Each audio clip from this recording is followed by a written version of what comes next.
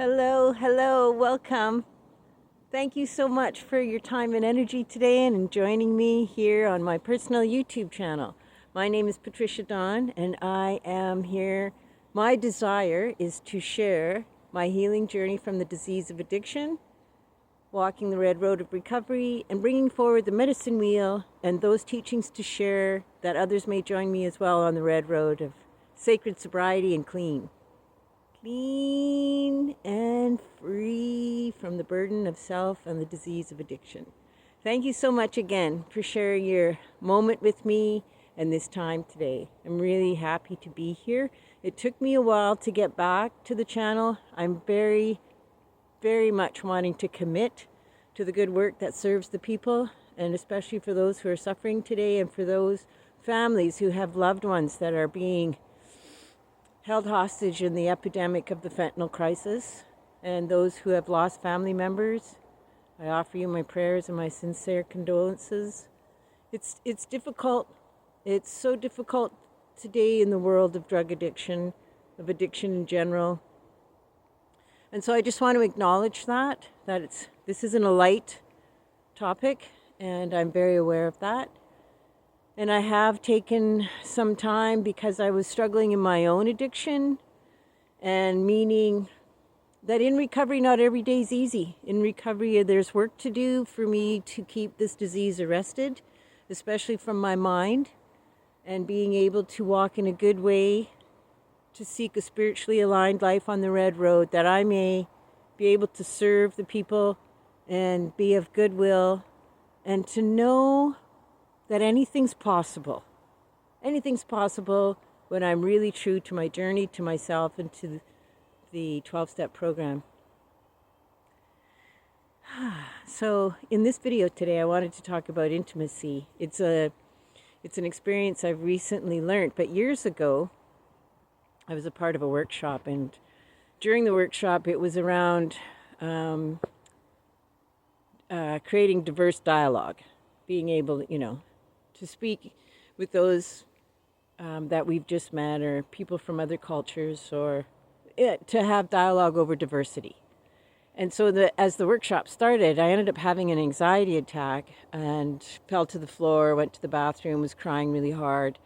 Luckily, the facilitator of the workshop knew that I was in recovery, knew that I had struggles, issues.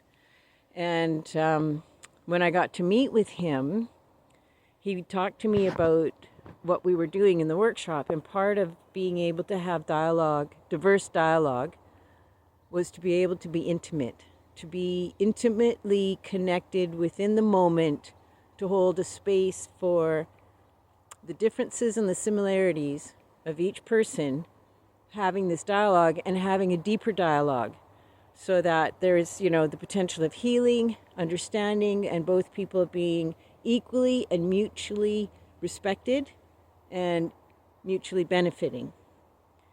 And for me, he said, I think for you, because of the struggles you've had, he actually used the word traumas, that intimacy is something you're not really familiar with. And he goes, and if I was to guess right, you aren't really aware of the spectrum of intimacy. And I was like, I don't really know what that means. And he said, so on the spectrum of intimacy, it's kind of like a line, or a graph that sort of has a peak and then cascades down. And he said, when you first enter into intimacy, you can be intimate in a conversation, meaning you're not defensive, meaning I'm not thinking about how I'm going to respond, but I'm listening actively with an open heart and an open mind. He said, you can be intimate with a book, which I really get. I'm a bookaholic, if you want to say that. I absolutely love reading. It's a superpower, and I can curl up with a book and disappear for hours. And my kids know that really well. If we're in the mall and we're walking by a bookstore, they both get on either side of me and make me look straight ahead, because I'll go right in there and stay there for the rest of the day. It's my favorite thing ever. And it has been since I was a little girl. It really helped me survive the annals, or it was a violent atmosphere in my home, bottom line. And I'm sure a lot of us have had to survive that kind of thing. And so he was talking about this spectrum of intimacy, and he said that, you know, you can be intimate with food. You can have this sort of ceremonial cooking event and make this special meal. And he says that is a form of intimacy. He said you can go out to the garden and be intimate with your garden. And I kind of get that one too. And he's like, you know, when you sit quietly and you smell the fragrance of a flower, or you witness how your plant has bloomed, or you're quiet, sitting in stillness, and you can feel the earth and the essence and the scent of the earth. And I was like, yeah, okay, I get it. And he goes, and as you move down that spectrum and you get towards becoming intimate with another human being, he said there's a deeper energy to it. And it's a kind of a pull.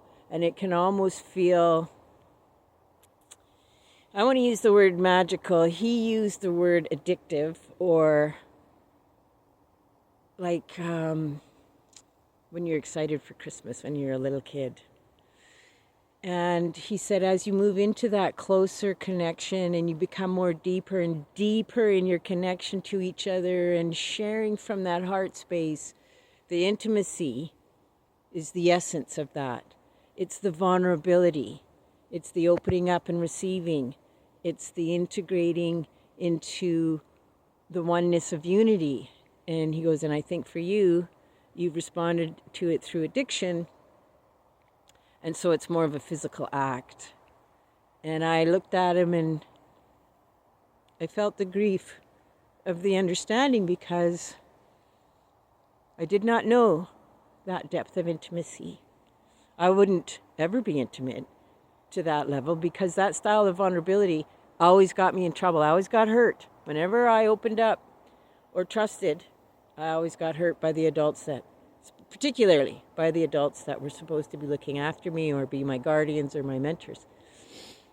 And so he said to me, and this was many years ago, but it still is difficult. He said to me, I'm not sure the depths of the traumas you've survived. He goes, I feel like you may not be able to have that style of relationship because of what you've been through. He goes, I would suggest that when you return back home, you seek professional help. And I said to him, so I'm crazy? And he's like, no, you're hurting. You're still hurting. And a lot of that can come from the damages done in early development in life. And I've learned a lot through Gabor Mate's work around the defense pose of a child that entered into life in early survival mode, because a lot of things, part of the psyche can get cut off. I learned to become numb. That's one thing I still struggle with. I have to really check in and see, am I feeling? Because even in good moments, I'll get scared. Like if the excitement gets really high, I notice my body will like kind of go into a freeze for a second, because excited energy can be similar to anxiety energy. And then it'll go numb, and I'll miss out sometimes on the moment of joy. And so I grieved what he told me, and I really believed it. And he said, you may want to work on being a friend. And it was true. I had to work on learning how to be a good friend, because there's intimacy and vulnerability in that connection too. All relationships, really, when you think about it, especially the relationship to self. And what I learned on the Red Road in the early days was that intimacy is into me, you see. And so that is the essence of vulnerability. And Brené Brown says, in order to truly know joy is to be in the intimacy of the moment, requiring me to be vulnerable, to enter into that intimacy and open up to receiving the beauty and the gift of the moment of joy. And life is meant to be lived through joy and wonder and love. This is what the Red Road has told me. And the Red Road has shared with me teachings that I can heal this. I can have relationships that are intimate. I can be intimate with myself when I'm in a strong spiritual aligned life and I'm walking in a good way and I'm committed to my program and to me. Committed to my wellness, taking responsibility and reclaiming my wellness, making informed decisions around my wellness, and continually each day walking one foot in front of the other, building on the capital of my recovery and the foundation of my sobriety and well-being. And the Four Directions has offered me that insight in a lot of different ways. I can lean into the Four Directions and find strength and find the center and stand in that infinite moment and welcome in joy without going numb.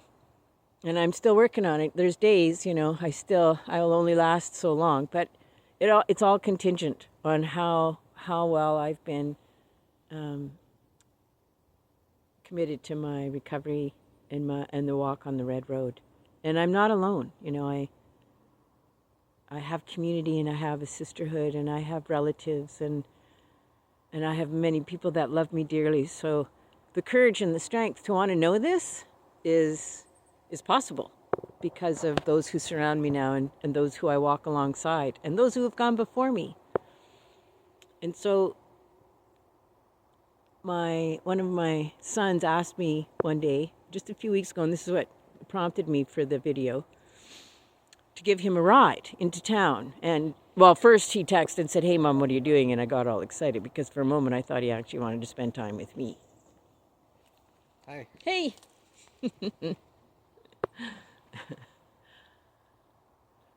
Fellow relative on the road. Didn't even know he was there.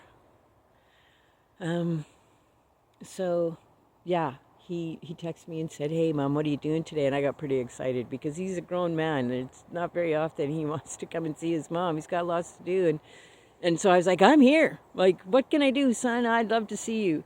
And he said, "I need a ride." And I laughed and I said, "I'll take you any way I can get you." And so he came. We met up. I picked him up, and we were laughing. So this is my oldest, and there was a time where he couldn't talk to me. He was hurt. He was angry. I had disappointed him. I had let him down a lot. And I had even betrayed him, which I didn't know I had done. And so I had to earn my way back into his life, and I was more than willing to do that. And that was part of the healing in my recovery. And he saw me. He saw me working for it. And he knew he was worth it. And so did I. And so we were laughing and we were having fun driving into town, and I really enjoy him. Like, what a neat human being. And he was going to meet a childhood friend that I knew very well. I have pictures of them when they were like 4 years old holding hands at the fair.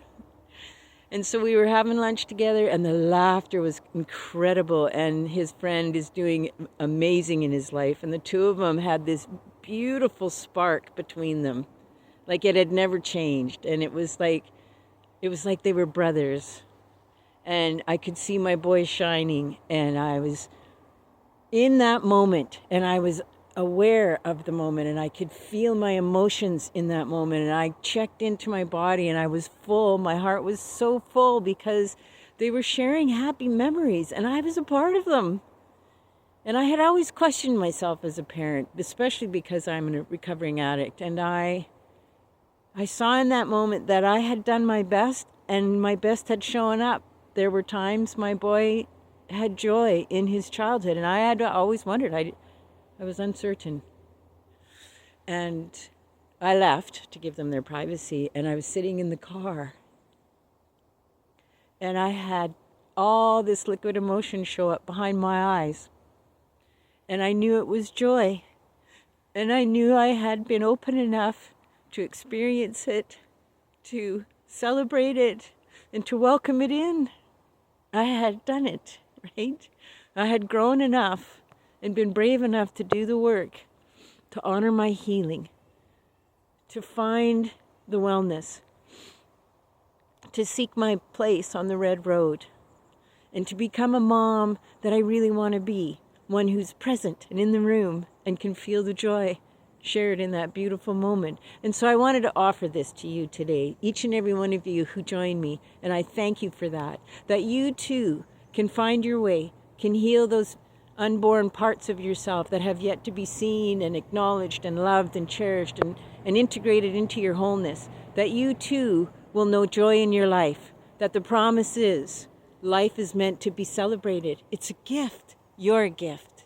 And you have that joy to discover for you on your journey because there's so much that waits for you on the red road. Blessings beyond your imagination, a courage and a bravery only you have that lives within you now.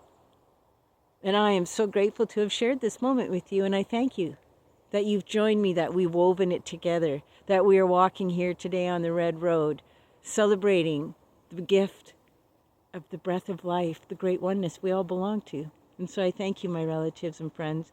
Thank you for your time. Thank you for the gift of your life force that you shared with me today. And I wish you many blessings and much light. Hi, hi, all my relations. Mataki Aswin. Ho.